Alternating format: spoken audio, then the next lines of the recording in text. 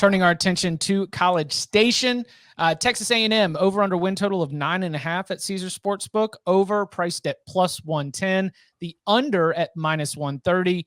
The non-con includes Kent State at Colorado, New Mexico, Prairie View A&M, the draw from the East at Missouri, South Carolina coming to College Station. I mean, guys, there's 6 wins right there.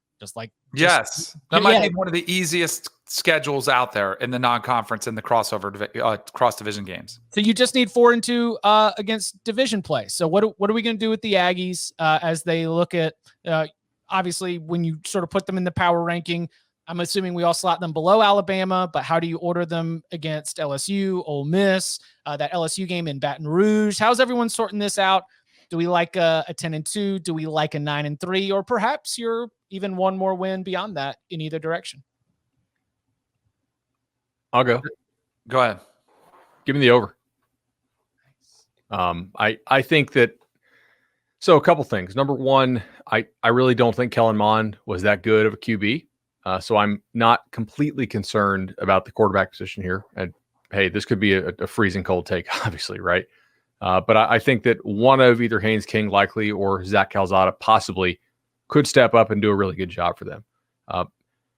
My main concern for Texas A&M is whether they will open up the offense some, whether they will use more of these quote-unquote college-type concepts that maybe Jimbo thinks is kind of gimmicky, right? I know Bill Connolly wrote about this on ESPN. More motion, more downfield RPO. And they have not done a good job in this offense of developing receivers for the NFL. I think the only receiver who's played in this offense who's on an actual NFL roster, like not a practice squad, is Auden Tate. Like Rashad Green's not on one, Kelvin Benjamin ain't on one. I think Osmond could make the Eagles, I believe. But they have some real dudes here who can totally run. And I feel like this is the most receiver talent they've had on campus in a long time, because last year they had some real problems with guys opting out, guys getting hurt like Caleb Chapman, who could be a deep threat. I love their tight ends. I think even if Jimbo stays in his ways, and I think the game has gotten much more explosive around, the sport has become much more explosive while Jimbo's offenses have not kept pace on the passing explosiveness rating. Quick stat here, 2018 passing explosiveness, 97th, 2019, 118th, 2020, 99th. So this is a team that's really, really damn good in all these other areas, except they just never hit home runs through the air.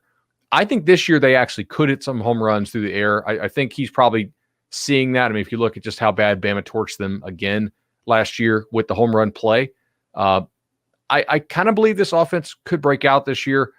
I think they've done a very nice job recruiting the offensive line position. So losing 4 starters there is a concern, but not, maybe as big of a one as I think it would be. And I think we will see much better ability covering the deep ball and playing good man coverage on the back end this year because of all the guys they bring back. They had some young pups who flashed last year, who I think will be much better on the defensive side of the ball. I like the over here. I like that we're getting plus money to the over.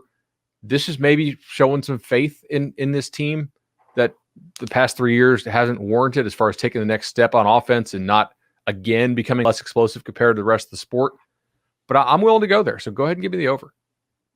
I'll take the under. Styles make fights. Do y'all remember what happened when Jimbo and Lane played each other last year? Me neither. The game got postponed once, and then it was canceled. We never got to see Ole Miss and Texas A&M play. It is the biggest wild card sort of question mark for me as I'm trying to figure out how all these teams are going to stack up against each other. So I think that Texas A&M is an elite defensive team, but we've seen really good defensive teams, get torched. And so if that thing starts to get a little sideways and Texas A&M all of a sudden finds itself in a little bit of a hole, I think that is a dangerous game.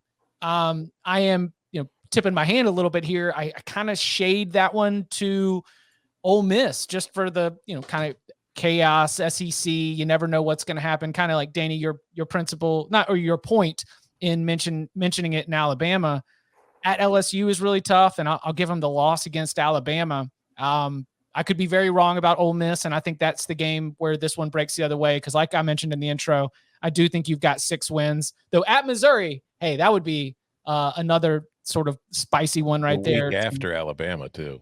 Ooh, good with spot in rotation. all the chips on the table against Alabama too. Like that's all we've talked about is, are they closing the gap? And once again, that's the game that Jimbo and the A&M program is going to be judged against. If they come up short again, or if they're really close and come up short, like, or Nerd is right there, just ready to get them in the hangover game. Or if they get the shocking upset, like let's say they beat them at home, then there's the celebration factor. Like, oh, they're just cruising to a national championship. And then you could see a letdown there too. Although in all of these, I did not have at Columbia as one of the games that I had pegged as one of the 3 losses.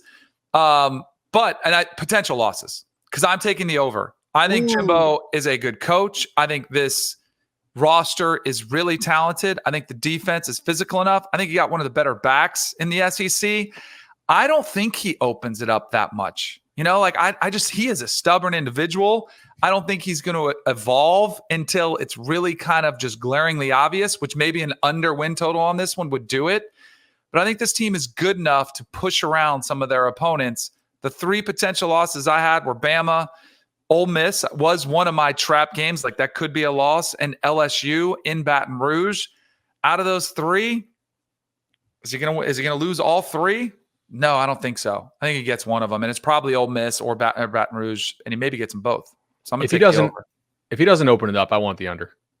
Like, so one of the problems here is that on a down-to-down basis, A&M is a really, really good team.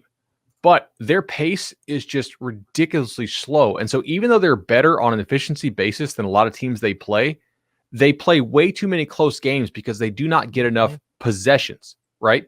And like, great, you can be awesome, but if you only play an 11-possession game, it's just very hard to beat anybody by 2-3 scores. That's why you're not getting as many reps in for the backups. Haynes King only had 6 dropbacks last year because they play so damn slow. They're not blowing people out like they should by 30 in the 4th quarter. They were literally, in Bill Connolly's adjusted pace number, dead last in the entire country, right? 127th in adjusted pace. If they don't open this up, I want no business with the over here, because then that brings in games that they could lose, like Auburn. I think it makes Ole Miss, more likely that they lose. I don't like them all that much at Missouri if they don't open this up. I mean, if they just continue to try to just, run on first down, play super slow, play great defense, I want no part of that. How much do you hate they will open up a little bit? How much do you hate time of possession stat? The 3rd in the country last year, time of possession. So clearly they are playing slow, but a part of it is keeping the ball away from the other team so that Ole Miss may only have the ball, so they have less margin as well. Do you buy into that?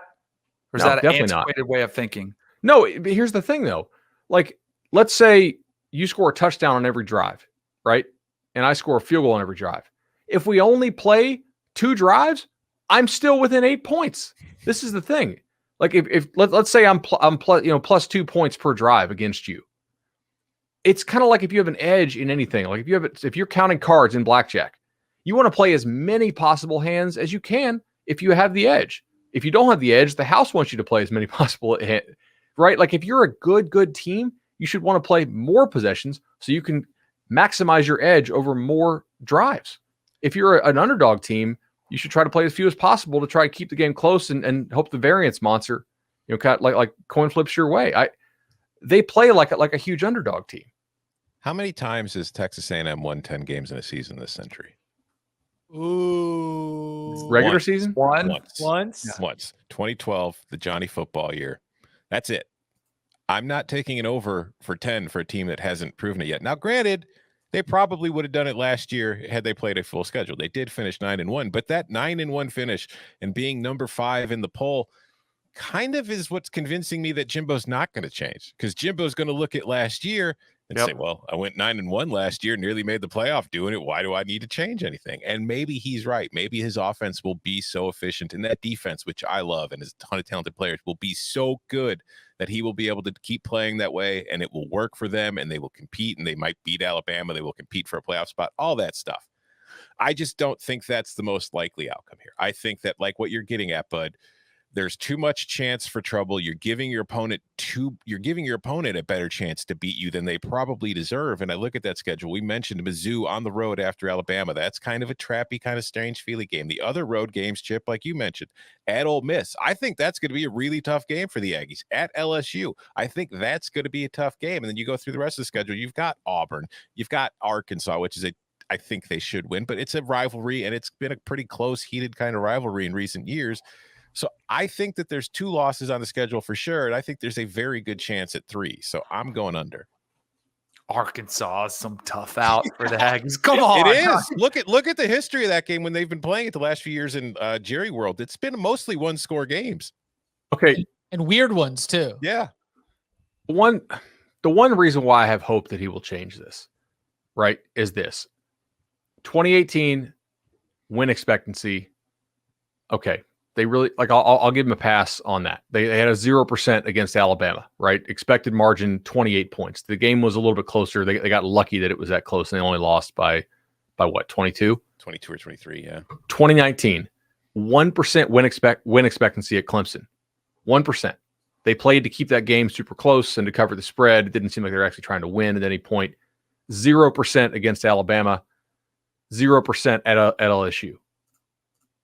Let's go to 2020. Pretty much everything great, except for 0% at Alabama. Expected point margin, 28. They kept it to what, 20? No, they lost by 28. Yeah. Look, when they play the best team in the West, they get crushed. They have to open it up if they actually want to win the West and do something. They're really good at winning, 8, 9. I think they can get 10 without beating Bama. But I think if you're Jimbo, they gave him that empty, like the trophy with the year left blank on it. You got to do something. The sport is getting more explosive around you. Frank Beamer had one of those too. All those stats, analytics are awesome. Just look around college football. Look at what's winning national championships. Look at what LSU did. Look at what Ohio State does. Look at what Alabama does. Kirby Smart, I think, was a similar stubborn mindset. We're going to win with defense. We're going to win with physical play. We're going to, ball control. He woke up. I just don't know if Jimbo will make that evolution. I hope he does, because I think then they're a really, really dangerous program, but I just don't know. But I'm with you, Bud. Like you should be looking around and be able to make that change. Hold on, Danny. I'm zooming in on some images here. Did you guys find the asterisk on LSU's 2019 national title trophy for throwing RPOs down the field or using motion? Let me pull up Bama's trophy. Oh, no. Wait, no, it's not. So if you're not taking advantage of the college ball rules, you're only hurting yourself. Without a doubt.